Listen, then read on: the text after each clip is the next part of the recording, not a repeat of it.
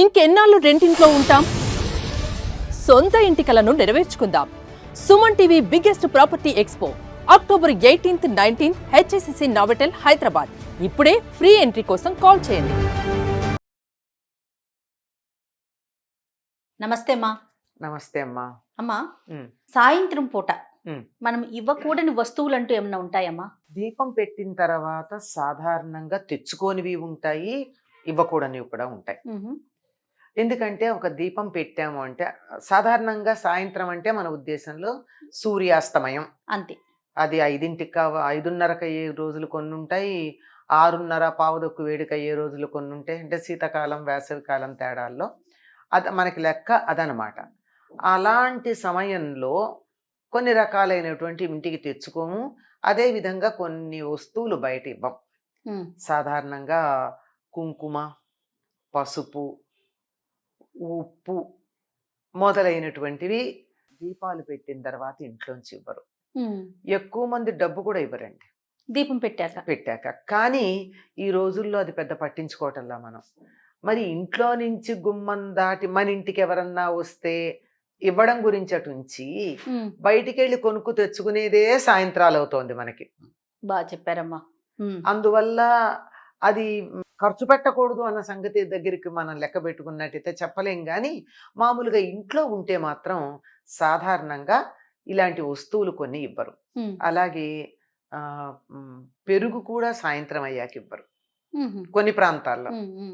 అంటే ఏవైతే మన ఇంటికి శుభం అనుకుంటామో అవి ఇవ్వరు. అవే కాకుండా ఏవైతే శనికారకం అనుకుంటామో అవి కూడా ఇవ్వరు. అంటే ఇనప వస్తువులు, ఉప్పు, బెల్లం ఇట్లాంటివన్నీ దీపం పెట్టాక ఇవ్వడానికి ఇష్టపడరు. తర్వాత అట్లాగే గాజులు ఇట్లాంటివి. దీని వెనుక ఉన్న ఆంతర్యం ఏంటమ్మా? అసలు ఎందుకు ఇవ్వకపోవటం, ఎందుకు అట్లా? అంటే మనకి ఒకప్పుడు పూర్వకాలంలో అంతా కూడా సూర్యోదయం నుంచి సూర్యాస్తమయం దాకా పగల కింద లెక్క వేసుకుని, అంటే సంధ్యా సమయం కూడా అందులో కలిసి ఉంటుంది అనుకోండి. ఇంకా రోజుని అప్పటికి ఆపేయాలి. సూర్యాస్తమయం అయిందంటే రోజు అయిపోయింది, విశ్రాంతికి పెడతాము అని. ఇప్పుడు కాలం మారిపోయింది కదమ్మా. ఇప్పుడు అట్లా ఎక్కడ ఉంటుంది? రోజు మొదలయ్యేదే మామూలు వాళ్ళకి పొద్దున 10ంటికి మొదలవుతోంది. కొన్ని బహుళ జాతి సంస్థల్లో పనిచేసే వాళ్ళకి మధ్యాహ్నం 2ంటికి మొదలయ్యే వాళ్ళు, సాయంత్రం 8ంటికి మొదలయ్యే వాళ్ళు ఉన్నారు. మరి అట్లాంటి వాళ్ళ విషయానికి వస్తే ప్రత్యేకంగా వీటిని గురించి మాట్లాడలేం. కానీ మామూలుగా అలాంటి వాళ్ళని పక్కకు పెట్టినట్టయితే ఎప్పుడూ కూడా ఒక నియమం ఏదైతే ఉందో దానికి అపవాదం కూడా ఉంది. అంటే exemption. Every rule has its own exemption. Exemption లేని రూల్ ఏదన్నా ఉందంటే ఇది ఒకటే. అలాంటిదప్పుడు అలా ప్రత్యేకంగా ఉండే వాళ్ళని కనుక పక్కకు ఉంచినట్టయితే మిగిలినవన్నీ కూడా చాలా జాగ్రత్తగా పాటించేటటువంటి సందర్భంలో ఇలాంటివి చెయ్యరు. ఓకే అమ్మా. అంతే. అంతేగాని దీనికి ప్రత్యేకమైన కారణాలంటూ కారణాలంటే ఇప్పుడు కొన్ని శనికి సంబంధించినవి ఉన్నాయి. శని నల్లని వాడు చీకటి అని కదా, అంచేత చీకటికి సంబంధించింది నల్లగా ఉండేటటువంటివి వీటి గురించిన కొంచెం పట్టింపులు ఉంటాయి. కానీ ఈ రోజుల్లో సాధ్యమవుతోందమ్మా? జరగదమ్మా. ఎందుకంటే ఇప్పుడు నేను చాలా బాధపడుతూ ఉండే విషయం ఏమిటంటే, మనం ఇది చెయ్యి ఇది చెయ్యకూడదు అని చెప్పే చాలా అంశాలు ఆదర్శప్రాయమైన వాతావరణంలో మాత్రమే అమలు జరపడానికి వీలవుతాయి. దాన్ని మేము ఫిజిక్స్ పరిభాషలో చెప్పాలంటే ఎన్టీపీ అంటాం. అంటే నార్మల్ టెంపరేచర్ అండ్ ప్రెషర్. దేని గురించి అన్నా మాట్లాడుతూ ఉంటే, ఒక లోహం యొక్క లక్షణం గురించి మాట్లాడుతూ ఉంటే ఎట్ ఎన్టీపీ లేదా చెప్తారు. అంటే మామూలు వాతావరణంలో మామూలు వేడిమి, మామూలు వాతావరణ పీడనం ఉన్నప్పుడు ఇట్లా ఉంటుంది అని. అదే వేసవికాలం అనుకోండి, ఏమవుతుంది? దానికి వేరే లక్షణం మారిపోతుంది కదా. ఉదాహరణకి మనకి రైలు పట్టాలు ఉన్నాయి. రైలు పట్టాలు ఇంత దూరంలో పెడతారు. ఒకదానికి ఇంత దూరం ఉంటుంది. ఎందుకు? చిన్నప్పుడు మాకు అర్థమయ్యేది కాదు. ఎందుకు అంటే వేసవి కాలంలో ఎండకి రైలు పట్టాలు ఇలా వ్యాకోచిస్తే దగ్గరికి వస్తాయి. ఇలా దగ్గరగా పెట్టామనుకోండి, ఇలా ఎక్కుతాయి, రైలు పడిపోతుంది. అందుకని ఆ మాత్రం దూరాన్ని వాళ్ళు ఉంచేవారు. అందుకని వీటన్నింటి గురించి చదివేటప్పుడు ఏం చెప్తారు అంటే, మామూలుగా ఫిజిక్స్లో ఎన్టీపీ అని చెప్తారు. అంటే నార్మల్ టెంపరేచర్ అండ్ ప్రెషర్, సర్వసామాన్యంగా ఉండేది. కానీ సర్వసామాన్యంగా లేని సందర్భాలని కూడా వాటితో పాటు చెప్పాలి అనేటప్పటికీ ఎంత ఇబ్బంది అవుతుందమ్మా. అవునవును చాలా రకాలు ఇట్లా చేయడానికి వీలే లేదు అంటాము. అంటాం. అమ్మో శనొచ్చేస్తుంది, అమ్మో ఇంట్లో లక్ష్మి వెళ్ళిపోతుంది, ఎంత ప్రమాదకరం అమ్మా. ఆ, అందువల్ల ఇవి సామాన్యంగా పాటించాల్సిన నియమాలు, మళ్ళీ ప్రత్యేకంగా పాటించే నియమాలు ఉంటాయి. ఈ సామాన్య నియమాలు చెప్పిన వాళ్ళంతా ప్రత్యేక నియమాలు చెప్పకపోతే ప్రస్తుతం ఉన్న పరిస్థితుల్లో అనేక రకాలైనటువంటి సమస్యలని ఎదుర్కోవాల్సిన అవసరం వస్తుంది. అమ్మ మీరు చెప్పండి వ్యక్తిగతంగా. ఉమ్. ఇప్పుడు పెరుగు ఇవ్వకూడదు, గాజులు ఇవ్వకూడదు, ఇలాంటివి మనకి నిజంగా పాటించడానికి అవకాశాలు చాలా తక్కువ ఉన్నాయి ప్రస్తుతం. ఉమ్, కానీ అలా పాటించకపోతే ఉమ్. ఏమన్నా ఇబ్బందులు పడటానికి కూడా అవకాశం ఉందంటారా? అలా ప్రత్యేక- శాస్త్రంలో ఏమన్నా ఉందామా? ప్రత్యేకంగా లేదమ్మా, ఇవన్నీ కూడా మనం కల్పించుకున్నామేనా? అంటే మనసుకు సంబంధించినవి ఎక్కువ, ఉమ్, ఇమోషనల్ అంటామే అట్లా అలవాటు పడిపోయి ఇంకా ఇంకా కొంతమంది మా ఇంట్లో ఇది చెయ్యమండి అని మా చెప్పారు. అంట ఏదంటే వాళ్ళ కుటుంబంలో ఎప్పుడో వరుసగా ఒకసారో రెండు సార్లు ఒకటి చేసినప్పుడు ఏదో ఇబ్బంది, కొంచెం కూడని పని జరిగింది అనుకోండి, హాని జరిగింది అనుకోండి, అది మాకు అలవాటు లేదండి, అచ్చిరా లేదండి అని చెప్తారు. అట్లా ఒక జాతి, ఒక పరిస్థితి, ఒక వాతావరణం, ఒక కాలం వీటిల్లో వచ్చేసాయి. ఒకప్పుడు ఎట్లా ఉండేదమ్మా, 8 ఏళ్ల లోపున పెళ్లి చేయకపోతే వెలేసేవారు కదా, అవును. ఉప్పు నిప్పు కూడా అప్పిచ్చేవారు కాదు.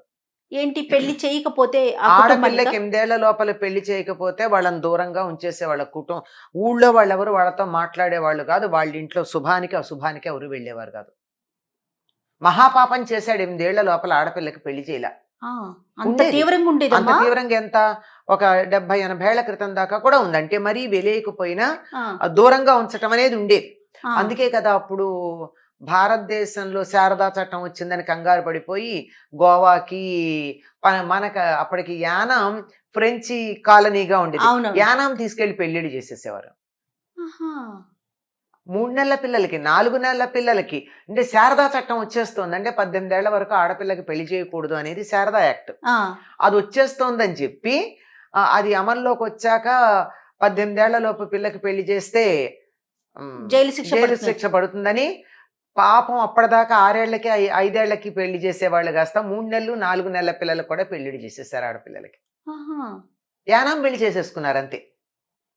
అంత అట్లా ఉంటాయన్నమాట. అది ఆలోచన ఎలా విధానం. వచ్చింది, మనకు చాలా విషయాలు అలా ఉంటాయి. ఒక మాట చెప్తాను, అమ్మా. ఇది మీరు అడిగిన ప్రశ్న కాకపోయినా చెప్పేది. మనం ఇల్లు చీకటి పడ్డాక ఇల్లు చిమ్మకూడదు అంటారు. ఎందుకు చిమ్మకూడదు? మనకి కనిపించదు కదా సరిగ్గానే నేను అనుకుంటాను. అంతే, అదే సరైనటువంటి విషయం. ఆ, ఆ. అదే సరైనటువంటి విషయం. ఆ చీకట్లో ఇప్పుడంటే మరి విద్యుత్ దీపాలు ఉన్నాయి, పూర్వకాలం ఉండేవి కాదు. ఇలా చిమ్ముకుంటూ వెడితే ఆ చీపుర్ని ఆనుకుని ఎదురో ఉందనుకోండి కాళ్ళజర్రి, ఉమ్, ఉమ్. ఏటేలో మండ్రగబ్బో ఉన్నాయే అనుకుందాం, ఇబ్బందే కదా. అందుకని వెలుగుండగానే, దీపం ఉండగానే ఇల్లు చక్కబెట్టుకోవాలన్న ఒక్క మాటను అనుసరించి వచ్చాయి ఇవన్నీ. ఉమ్. అంటే అప్పటి కాలమాన పరిస్థితులకు అనుగుణంగా అనుగుణంగా ఎందుకంటేనమ్మా, అది ఆ, ఆ చీకట్లో కనపడదు. ఇప్పుడు ఇదివరకు రోజుల్లో చీపురు అనేది ఇంటి వెనకాలో ఎక్కడో పెట్టుకునేవాళ్ళు. ఇప్పుడు ఇంట్లోనే పెట్టుకునేవాళ్ళు. పెట్టుకుంటున్నాం కదా. పెట్టుకుంటున్నాము. ఆ తర్వాత కాలంలో దాన్ని కొంచెంగా అమెండ్మెంట్ రూల్కి వచ్చింది. ఏమిటి, అత్యవసరమై చిమ్మారు, పిల్లలు ఏదో పారబోసారు, ఆ, చిమ్ముతాం కదా, అయ్యయ్యో చిమ్మారా పర్వాలేదు, ఎత్తి చెత్త మాత్రం బయట. అవునమ్మా, ఇది కూడా విన్నా నేను. ఇది ఎందుకంటే దాంట్లో ఏ విలువైన వస్తువు అన్నా పడిపోతే ఆ గుడ్డి దీపాల్లో ఏం కనిపించదు కనపడుతుంది, కదా అని. రేపు పొద్దున వెలుగులో వేయొచ్చు. రెండోది, అక్కడ చెత్త దగ్గరికి వెడితే ఏ పురుగో పుట్రో ఉంటాయి, వాటిల్లో పడకుండా ఉంటారు, ఓ పక్కకి పెట్టి చెత్త రేపు పొద్దున వేయండి. నేనేం విన్నానో తెలుసమ్మా, లక్ష్మీదేవిని బయట పడేయకూడదు. అదే మరి నేను చెప్పేది అదే. ఇలా చెబితే ఏం లేదు, నాకేం పర్వాలేదు, మా ఇల్లు అంతా బానే ఉందని మొదలు పెడతారు. అందుకని దాని ప్రతిదాన్ని మన వాళ్ళు ఎక్కడ పెట్టి చెప్తారు, లక్ష్మీదేవి అని ఒకటి, దరిద్ర దేవత వస్తుంది, లక్ష్మి పోతుంది, పుట్టింటి వారికి దరిద్రం. అది మేనమామకి దరిద్రం అని, మేనమామకి పుట్టింటికి దరిద్రం. దరిద్రం అని. మేనమామకు దరిద్రం అనగానే ఆడపిల్ల ఏం చేస్తున్నామో మా పుట్టిల్లు అంటుంది. ఆ మేనమామకి దరిద్రం అంటే కూడా తల్లి జాగ్రత్త పడుతుంది, పిల్ల చచ్చి. మేనమామలకి దరిద్రం అంటే తల్లి ఏం చేస్తుంది, ఆ, తన సోదరులకి ఏదన్నా ఇబ్బంది అవుతుందేమో జాగ్రత్త పడుతుంది. అవునవును. అందుకని ఇట్లా ఒకదానికి పెట్టి అది మనం అర్థం చేసుకుంటామా లేదో తెలీదు. ప్రతిదాన్ని నాన్ సెన్స్ అని పక్కకు పడేసే ఒక దుర్గుణం మనకు ఉంటుంది. అందుకే ఈ సెంటిమెంట్ తో కలిపారు. అట్లా ఉంటాయి. అది ఎమర్జెన్సీతో ఏమవుతుందమ్మా ఇస్తే ప్రాణాపాయ పరిస్థితిలో ఉన్నారు, బీపీ పడిపోయింది ఎవరికో, ఊహ పడిపోతున్నారు, మన ఇంటి ముందే ఉన్నారు, చెప్తున్నారు బీపీ పడిపోయిందండి లేవలేకపోతున్నారు అని. నేను ఉప్పు ఇవ్వకూడదు, చీకటి పడింది అంటే ప్రాణం పోతే ఎంత పాపం నీకు? అంతే కదా. చిటికెడు ఉప్పు తీసుకెళ్లి వాళ్ళని పంచదార అవన్నీ కలుపుతాం అనుకోండి, అది ఇచ్చేస్తే అయిపోతుంది కదా. అందుకని ఇవన్నీ నేను చెప్పేవి ఇలాంటి వ్యవహారానికి సంబంధించినవన్నీ కూడా ఆదర్శప్రాయమైనటువంటి పరిస్థితుల కోసం పెట్టినటువంటివి. అంతేగాని మారడంలో తప్పు లేదు. సందర్భాన్ని బట్టి దాన్ని మార్చుకోవాలి. నాన్సెన్స్ అని కొట్టేదు. పెట్టడానికి వెనకాల ఒక కారణం ఉంది. ఆ కారణం ఆ పరిస్థితులకు సరిపోయింది. మంచిదే కూడా అలా కొన్ని పాటించటం చాలా మంచిది పాటించటం. కానీ అవి చాదస్తంగా పాటించకూడదు, మూర్ఖంగా పాటించకూడదు. ఎంతవరకు తీసుకోవాలో అంతవరకే తీసుకోవాలి.